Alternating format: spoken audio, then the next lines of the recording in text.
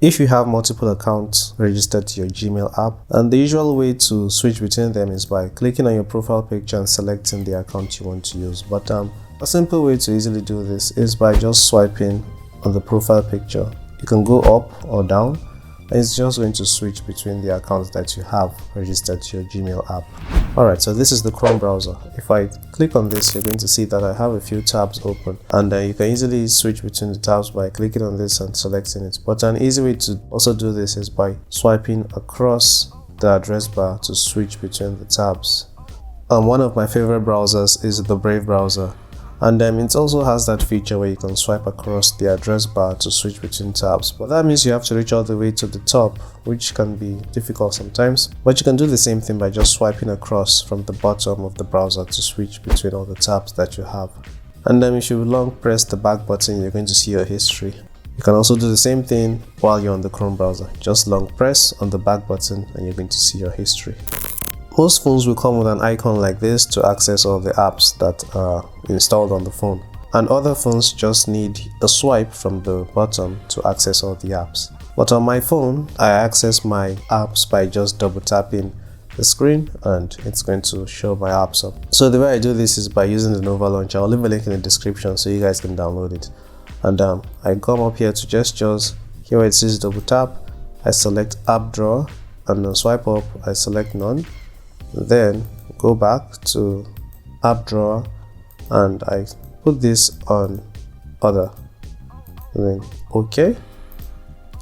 Now even if I swipe up, the apps won't show up and there is no icon to click to show my apps, but if I double tap, then all my apps will display.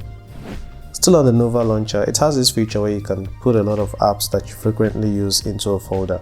And this is a folder, as you can see, but it only has the icon of one of my music players. But if I swipe up on it, you'll see that I have a lot of other apps that are inside it.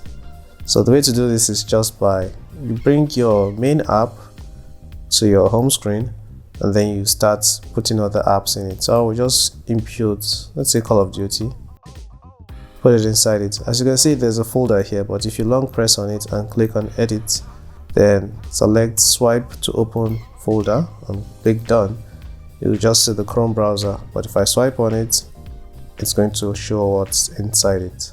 And if you don't need it anymore, you can press and hold it and then click on this X. If you're finding these tips helpful, please give this video a thumbs up, and yeah, let's move to the next one. So for those of you with broken volume buttons, an easy way to adjust your volume is by going to settings and then looking for sound and vibration, and from here you'll be able to adjust all your volumes and whatnot.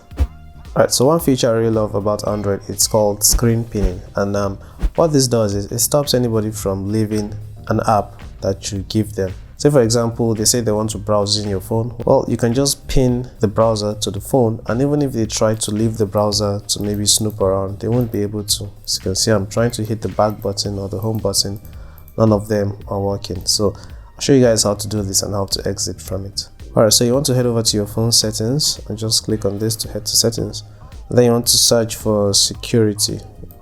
Mine is here, security. Then I'll scroll all the way down, and then here where it says screen pinning, you can activate it. If you have this option, you can check it to make sure if the person wants to unpin the screen, they'll have to input the phone's password or your fingerprint. Alright, so after you've activated this, you can now go to the app that you want to maybe give the person. It can be a game or whatever it is. For this tutorial, I'm just going to use this DuckDuckGo browser. Now for my phone, I have to tap on the icon of the app and then click on this pin icon. But for some phones, you just have to click and hold on maybe the middle of the app, and you're going to see an option that comes here with the word pin.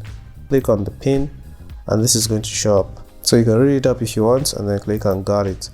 So after the person is done using the phone and not being able to go to your other apps, you have to tap on the back button and your recent button at once. So I'll click on it and then it's going to ask me to unlock the device. So I'll just input my fingerprint, and if I tap the back button now, I'll be able to exit the app.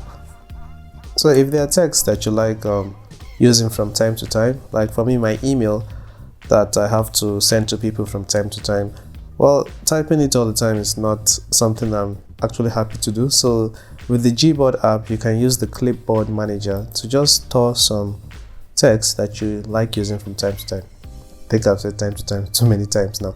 And as you can see, I have my emails here, so I don't have to type them all the time. I'll just click on it and you see it here.